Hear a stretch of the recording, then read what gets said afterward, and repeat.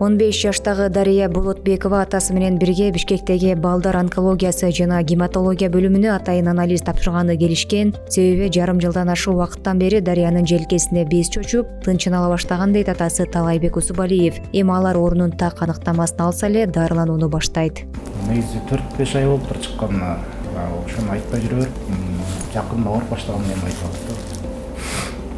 Бүгүн биринчи анализдерди тапшырдыңызбы бул жерде? Ага чейин токмоктон тапшырдык, токмоктон бизде койушту. Жак шаарга жиберген. Эне жана баланы коргоо улуттук борборундагы балдар онкологиясы жана гематология бөлүмүнө Дарияга окшоп кайрылган балдардын саны миңдеп саналат. Эми алардын дартын так аныктоо үчүн Help the Children фонду тарабынан лабораториялык анализдерди жасоого атайын медициналык жабдуу тапшырылды. Ал аркылуу онкология менен ооруган 1200 балага анализ жасоого мүмкүнчүлүк болот. Сегодня мы привезли реактивы и картриджи для... Биз бүгүн рак менен жабыркаган балдардын дартын так аныктоочу реактив жана картридждерди алып келдик. Бул эне жана баланы коргоо улуттук борборунун лабораториясына берилди. Балдар бул жака түшүп анализ тапшыра алышат. Ушуну менен биз экинчи ирет алып келип жатабыз. Аталган жабдуулар жыл сайын өткөрүлүүчү Жакшылыктын жылдызы кайрымдуулук концертинен түшкөн каражаттын эсебинен алынган. Билет сатуудан түшкөн бардык каражат дал ушундай онкологиялык, гематологиялык жана иммунологиялык ооруларга кабылган балдарды колдоого жумшалып келет. Көп жылдан бери ушу Help the Children фонду менен чогуу иштейбиз. Уже бир 10 жылдан бери чогуу демирчилик концерт өткөрөбүз филармонияда. Аны ушул түшкөн акчалардын баарын ушу Help the Children фондуга беребиз. Анан ушул кандай эмне керек, буюмдар же реактивдер болобу, дары болобу, башкалар нерсе болсо, ошол акчага баарын алып, буяка тапшырып берет да. Онкологиялык ооруга чалдыккан балдарды айыктырууга, аларга дем күч берүүдө психологдо абдан маанилүү. Help the Children фонду тарабынан 2008-жылы дал ушул психологиялык жардам кабинети түзүлүп, азыркы күнгө чейин иштелип келүүдө. Психолог Айжамал Исмаилова бул дартка кабылган балдар айрыкча эмоционалдык жактан сезимтал болушаарын айтат.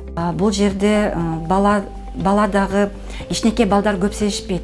14-15ке чыккан балдар ал өзүнүн оорусу жөнүндө абдан билишет. Алар эмоционалдык жактан стрессти көп алышат да. Бул биздин кабинетибизди мен сыйкырдуу кабинет деп коем. Анткени балдарды жалаң химиотерапия алып палатада отурбастан бияка келип кичине алаксышат.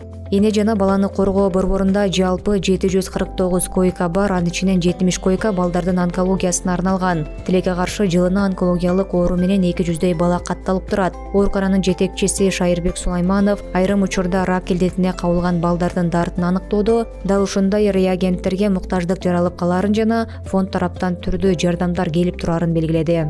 Атайын ден соолугун көзөмөлдөө үчүн атайын анализдер жасалып турат тез-тезче. Ошого байланыштуу бизде кээде ушундай муктаждык болуп калат, кээ бир реагенттер мындай жетпей калып. Ошого байланыштуу бизге Help the Children деп коет, балдарга жардам берүү фонду.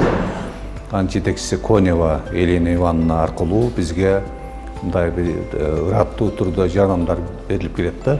Бүгүнкү келген жардам дагы бул лабораториялык анализдер жасоо үчүн прокальцитонин, ошол С-реактивдүү белок, ошол анализдерди жасоого жумшалат.